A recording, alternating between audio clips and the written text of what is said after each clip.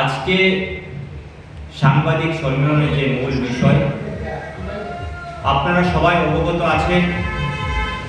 যে আমাদের যে সাংস্কৃতিক রাজ্য, সেই রাজ্যকে কলঙ্কিত করার জন্য আজকে বর্তমান সরকার,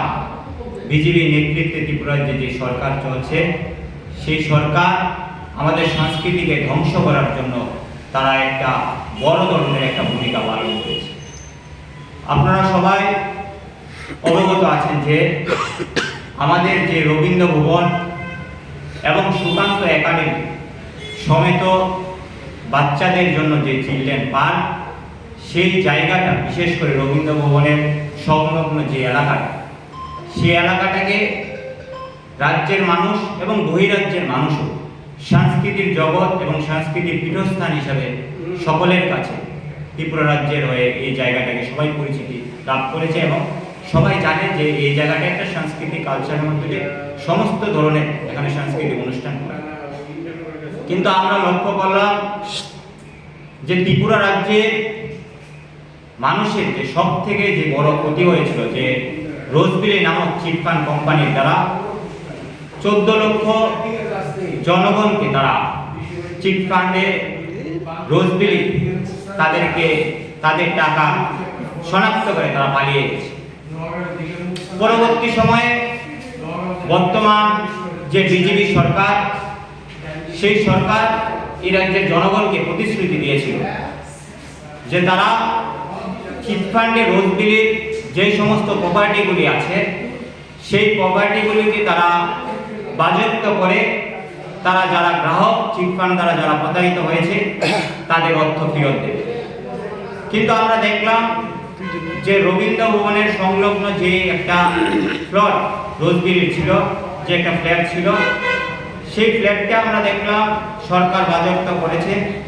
পরে সেটাতে তারা প্রথমে স্মার্ট সিটি একটা ভবন বানিয়েছে, তারপর সেখানে আধার কার্ডের একটা অফিস হয়েছে। আমরা এই রাজ্যের জনগণ এবং আমরা তৃণমূল কংগ্রেস মনে করলাম যে হয়তোবা এই রাজ্যের জনগণের স্বার্থে তারা এই ভবনটাকে, এই ফ্ল্যাটটাকে চিটফান্ডে হয়তোবা রোজবিলির কাজে লাগাচ্ছে। কিন্তু আমরা লক্ষ্য করছি হঠাৎ করে তারা নাইট ক্লাব নামে একটা বার,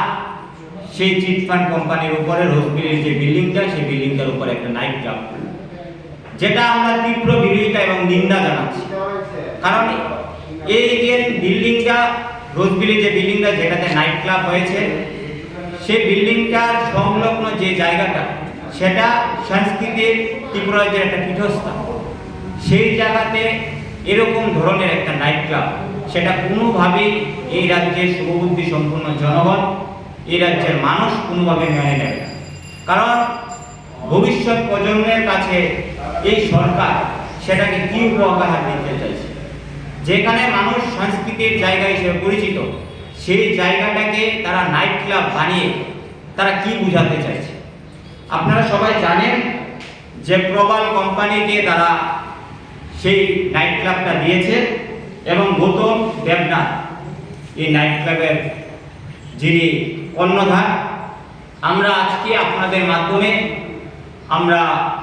রাজ্যের মুখ্যমন্ত্রীর কাছে আমরা প্রশ্ন রাখতে চাই, যেটা কিসের স্বার্থে এই গৌতম দেবনাথ এবং প্রবাল কোম্পানিকে, মানুষের যারা অর্থ লুট করে পালিয়ে গেছে রোজবিলি, সেই তাদের প্রপার্টিটা মানুষের কথা না চিন্তা করে, মানুষকে অর্থ কিভাবে ফেরত দেবে সেই কথা চিন্তা না করে তারা কিভাবে একটা নাইট ক্লাবকে তারা এই জায়গাতে তারা সেটা দিল, তার আমরা প্রশ্ন রাখতে চাই। এবং আমরা তৃণমূল কংগ্রেস অবিলম্বে এই নাইট ক্লাবটা আমরা বন্ধ হওয়ার দাবি জানাচ্ছি। সরকার যদি মনে করে যে নাইট ক্লাব করবে স্মার্ট সিটির আন্ডারে বা স্মার্ট সিটি যেহেতু হয়েছে সেটা অন্য স্থানে করবে, কিন্তু এই জায়গাতে নাইট ক্লাব কোনোভাবে আমরা মেনে নেব না। আমরা আপনাদের মাধ্যমে রাজ্যের শুভবুদ্ধি সম্পন্ন জনগণের কাছে আমরা অনুরোধ করব যে আপনারাও এই যে নাইট ক্লাব, সে তার বিরোধিতা করুন। কারণ এটা আগামী দিন আমাদের নতুন প্রজন্মের কাছে একটা ভয়ঙ্কর দিন, কারণ সেটা কোনোভাবেই ত্রিপুরা রাজ্যের মান সম্মান এবং ত্রিপুরার আগরতলা শহরের জনগণের সুবুদ্ধি সম্পূর্ণ জনগণ সেটা কোনোদিন মেনে নেবে না। তাই আমরা অবিলম্বে সেই নাইট ক্লাবটা বন্ধের দাবি জানাচ্ছি এবং আমি আপনাদের মাধ্যমে আমি রাজ্যের যিনি প্রাক্তন মুখ্যমন্ত্রী বিপ্লব কুমার দেব ওনার কাছে আমি আবেদন রাখবো যে উনিও যেন এই যে ব্যাপারটা সেই ব্যাপারটা নিয়ে যেন উনি চুপ না থাকে, নীরবতা পালন না করে, উনিও যেন সেই